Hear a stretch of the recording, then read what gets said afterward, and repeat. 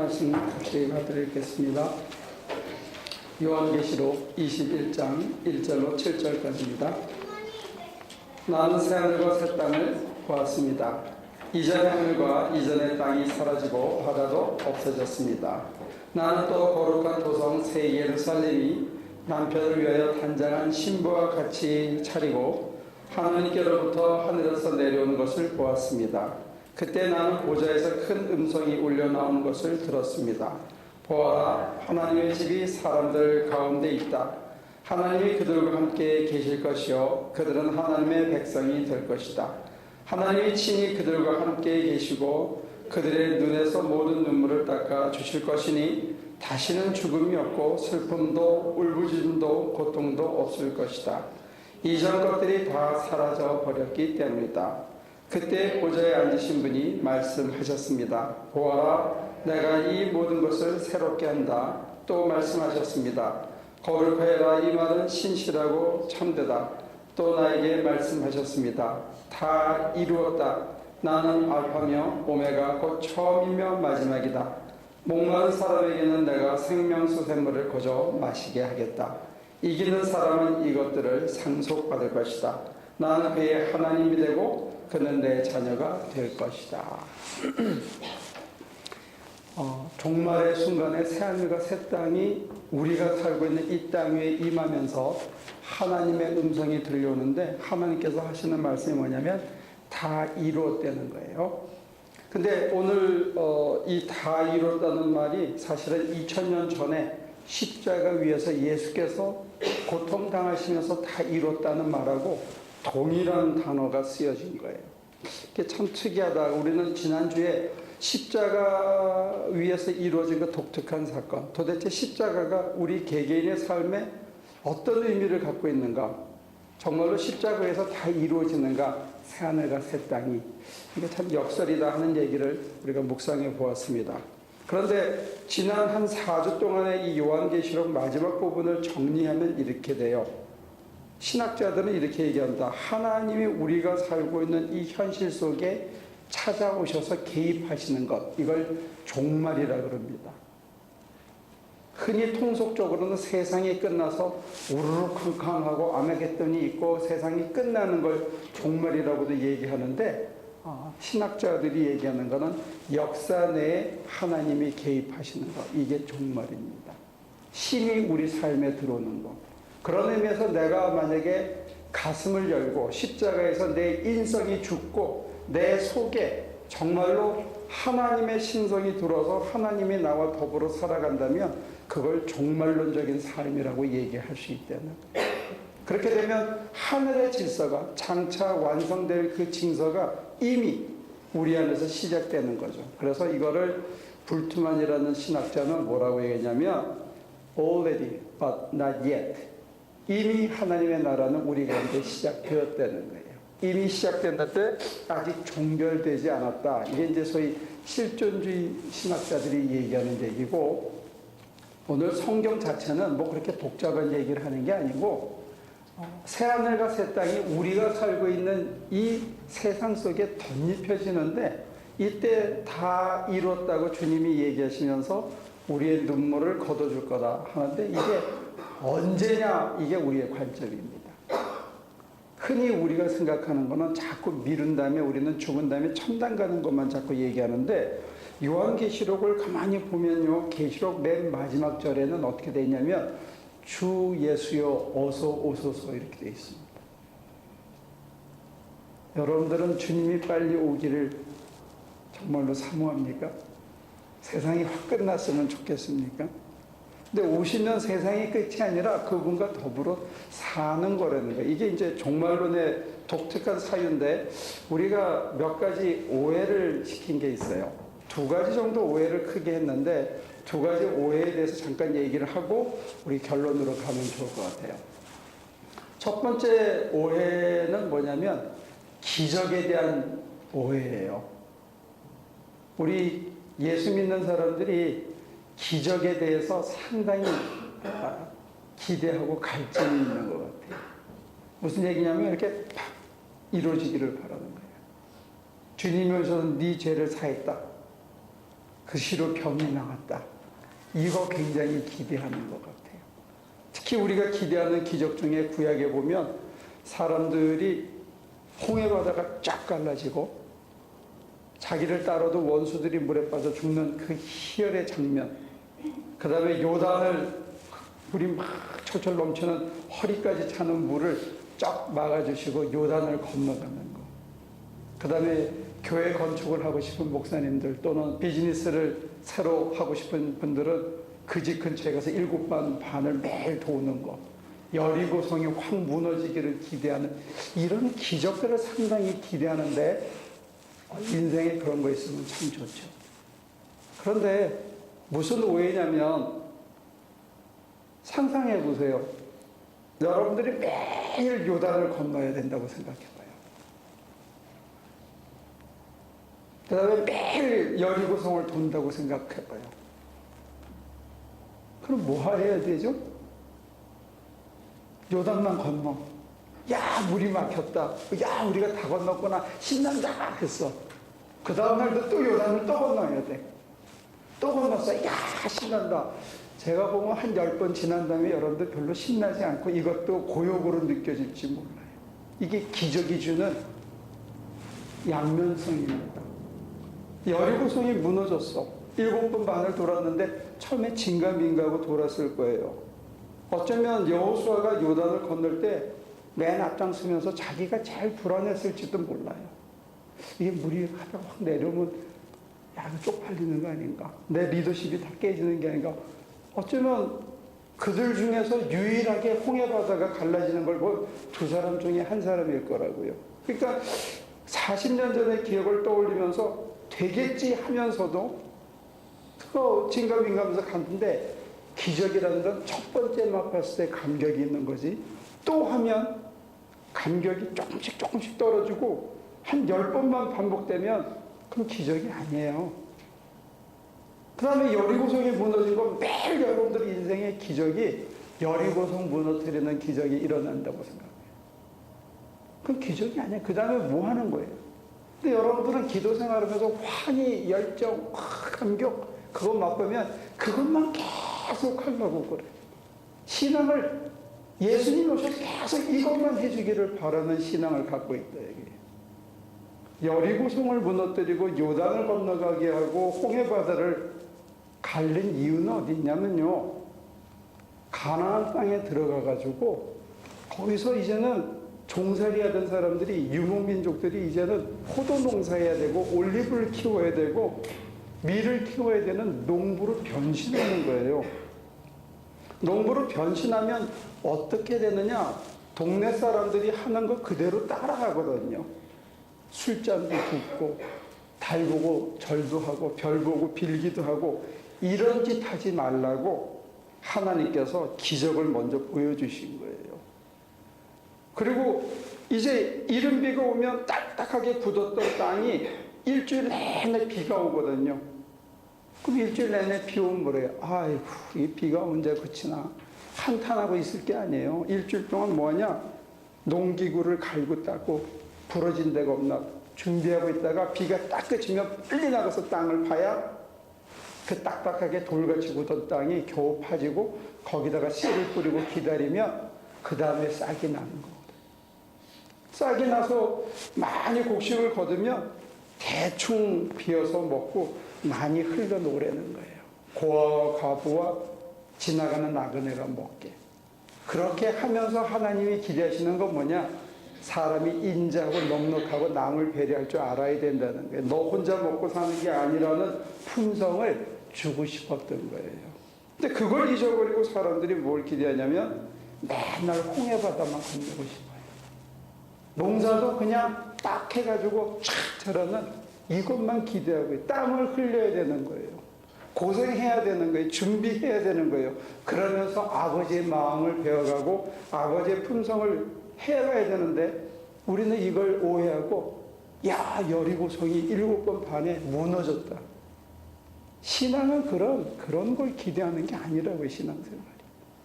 홍해바다가 갈라질 수 있어요. 인생에 정말로 그런 일이 있었기 때문에 우리가 살아남은 거예요.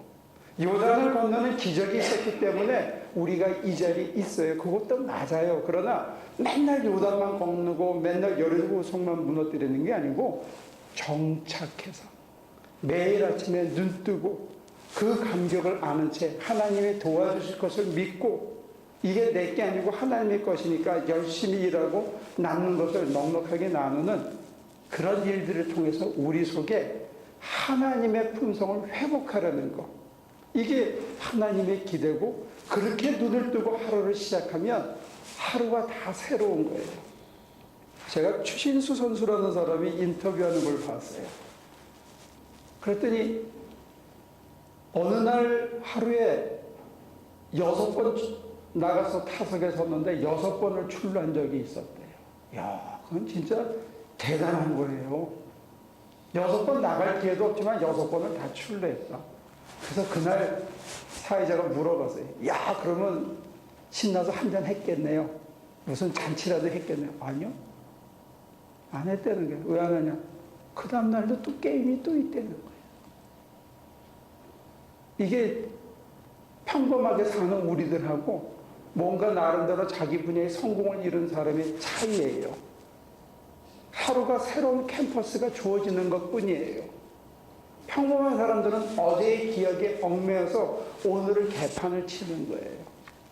어제 잘 살았던 기억으로 오늘 조금 어려워지면 불만이 속에 차가지고 오늘을 성실히 못 사는 거예요. 어제 6번 출루했어도 오늘 나가서 삼진 계속 당할 수 있는 게 현실이에요. 그러면 어제 잘한 거는 그냥 소름이 끼치게 좋고 잊어버리고 오늘 나가서 오늘은 또 충실하게 해야 그렇게 되는 거예요. 어제 삼진을 먹어서 인생이 끝나는 게 아니다 이거예요. 어제까지 개판으로 살았다 인생이 끝나는 게 아니다 이게 오늘은 새로 시작하면 되는 거예요. 어제까지 한 게 이게 아주 그런데 우리는 이 기억의 노예가 돼 있어요. 기억에 생각의 노예가 돼 있고 더 무서운 거는 내 몸이 그걸 기억하고 있다는 거예요. 특히 나쁜 짓을 기억하고 있어. 머리로 아무리 회개해도 내 몸뚱아리가 나쁜 짓, 달콤한 짓 하는데 익숙해 있다는 게 이거 새로운 캔버스를 만들어서 백지를 만들어서 처음부터 다시 시작하는 게 사실은 굉장히 어려워요. 그런데 교회가 이 오해를 시킨 거예요. 두 번째 오해는 뭐냐면요. 지난 수요일날 우리가 성경 공부를 했는데 예수님이 마귀의 시험을 물려쳐요. 절해라, 뛰어내려라, 도리변에서 떡이 되게라. 그 모든 시험을 물려치고 정말 천사가 수송되는 천상의 기쁨을 맛봤어요. 여러분들이 영적인 체험을 하고 은혜를 받고 넘치면 인생이 끝났느냐? 아니에요. 그때부터 뭘 해야 돼요? 예수님은 뭐 하셨냐 이거예요. 예수님이 영적으로 충만해져서 정말 천사가 수정들고 저는 내 아들이다 인정을 받고 그런 일이 벌어진 다음에 예수님께서 뭘 하셨냐면 그 다음날부터 공생애를 사셨어요. 남을 위해 사셨다는 거예요. 다른 사람에게 도움이 되는 인생을 살았다는 거예요. 인생의 목표가 바뀌어서 살아간 거예요. 근데 오늘 우리 교회는 여러분들은 이기적인 신앙으로 이게 세뇌가 돼 있어요. 나 잘 되려고 예수 믿는 거예요. 나 행복해지려고 예수 믿는 거예요. 내가 괜찮은 인간이 되려고 예수를 믿는 거예요. 내가 남을 위해서 살아야 된다는 인생의 목표가 이게 없어요. 내가 남을 위해 살면서 예수의 마음이 내 안에 들어오고 예수의 마음이 내 안에 들어서 하나님의 성품이 회복되는 게 신앙생활의 진정한 성공이거든요. 근데 우리는 표대를 잘못 만들어 놓은 거예요. 이 진정한 표대를 잊어버렸어요.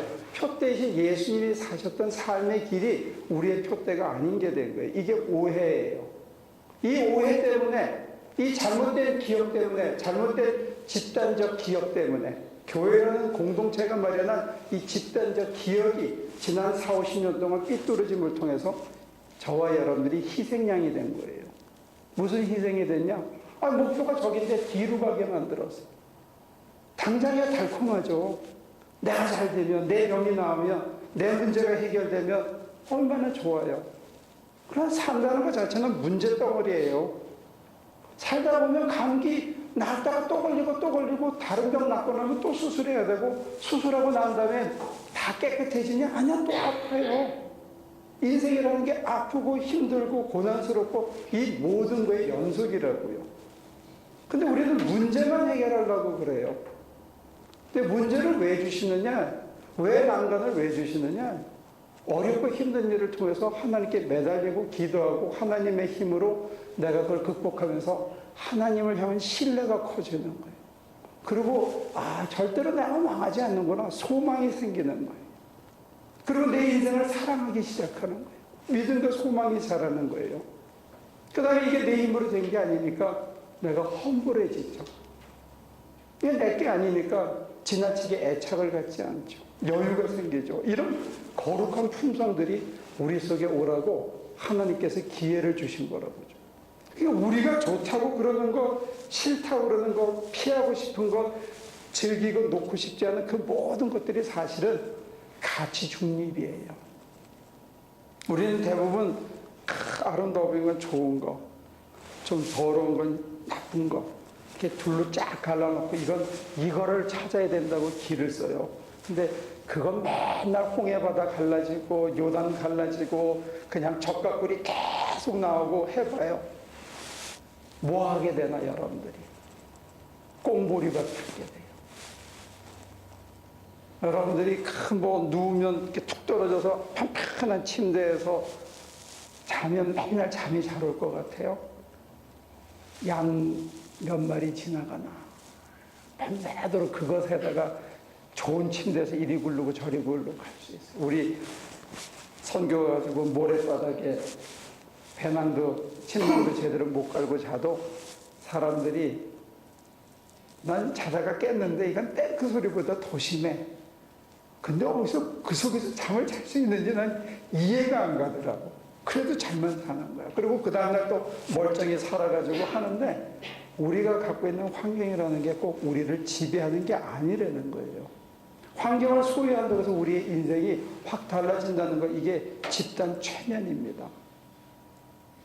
그거는 표대를 잘못 만들어 놨기 때문에 매일 하루가 새하늘과 새 땅이 준비시켜 준 거예요. 그러면 새하늘과 새 땅을 역사 내에 개입하신, 내 삶에 개입하신 하나님과 더불어 함께 꾸려가면 잔잔히 좋은 거예요. 다 좋은 것들이에요. 힘든 것들을 통해서 하나님을 향한 신뢰가 커지고 그걸 극복해내면서 다른 사람의 어려움을 내가 받아들이게 되고 다시 시작하는 거예요. 그렇구나. 그게 참 재미있는 거거든요, 하루하루가. 여러분들이 그 망상에서만 깨면 하루하루가 사실 참 재미있어요. 요단강을 매일 건너고 싶어하는 환상. 그 다음에 여리고성이 팍팍 무너지는 이 환상. 그 다음에 성령 충만해가지고 오순절에 막 입신하고 떼굴떼굴 굴르고 방언하고 환희에 찼던 이 희열에 대한 환상만 내려놓으면 사실은 매일매일 걸어가고 매일매일 일하고 매일매일 땀나고 매일매일 부딪히는 그 사람들과의 관계 속에서 아주 새록 뭐가 보이기 시작하는 거예요. 여러분들이 솔로몬의 영광에 사로잡혀 있는 눈을 이렇게 걷어내면 광야에 핀 들풀이 얼마나 아름다운지 새삼스럽게 다가올 수 있대. 그러면 인생이 지금보다 훨씬 여유로워진다는 거죠. 그래서 정리하면요, 계시록은 언제부터 시작되느냐? 집단 체면에서 깨어날 때부터 시작된다. 새하늘과 새 땅은 언제부터 시작되느냐? 저와 여러분들이 편가르기를 하고 양쪽으로 나눠서 이건 좋은 거, 이건 싫은 것, 그거 나누는 것으로부터 벗어나기 시작하면 눈 뜨는 하루가 정말 괜찮은 거다.